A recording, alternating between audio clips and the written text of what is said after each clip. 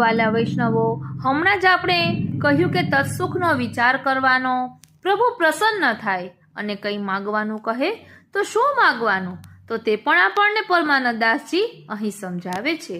યહ માંગો ગોપી જન વલ્લભ માનુષ જન્મ और हरि सेवा व्रजवसवो दीजे मोहे सुलभ.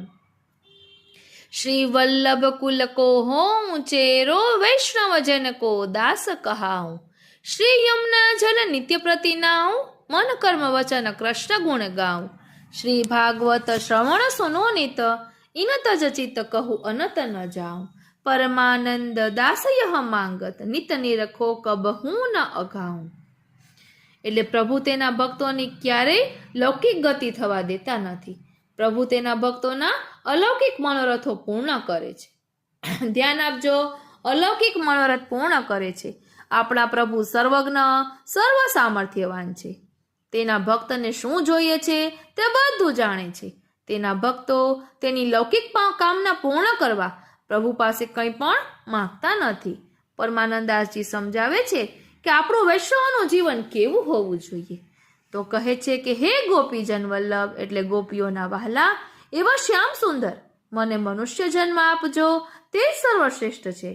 વળી શ્રી વલ્લભ પ્રભુ એ આપણા ઉપર કૃપા કરીને વૈષ્ણવ બનાવ્યા, નામ દીક્ષા અને બ્રહ્મ સંબંધ આપ્યું. શરણાગતિપૂર્વક સંપૂર્ણ સમર્પણ જીવન કેમ જીવવું તે માટે શ્રી વલ્લભે આપણી ઉપર પોતાનું સર્વસ્વ પ્રભુ પધરાવી આપ્યા.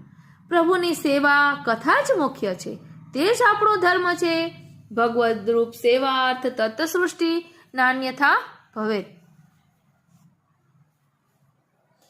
એટલે શ્રી ઠાકોરજીની લીલાસ્થલી વ્રજમાં હું નિવાસ કરું, હું સદાય શ્રી વલ્લભનો આશ્રય કરું, તેનો દાસ થઈને રહું, હું દાસનો પણ દાસ બનું, દાસાનું દાસ બનું, જેથી મારામાં દીનતા પ્રકટ થાય.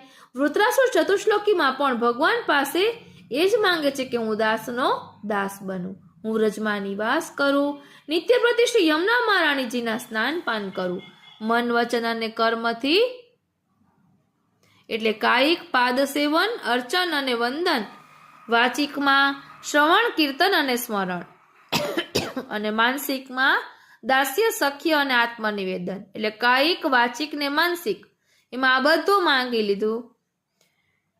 દાસ્ય સખ્ય અને આત્મનિવેદન ભક્તિથી શ્રી ઠાકોરજીની પ્રેમપૂર્વક સેવા અને ગુણગાન કરું એ શ્રી મહાપ્રભુજીનો પૂર્ણ વિચાર છે. શ્રીમદ ભાગવતનું ચિંતન નિત્ય શ્રવણ કરું, શ્રીમદ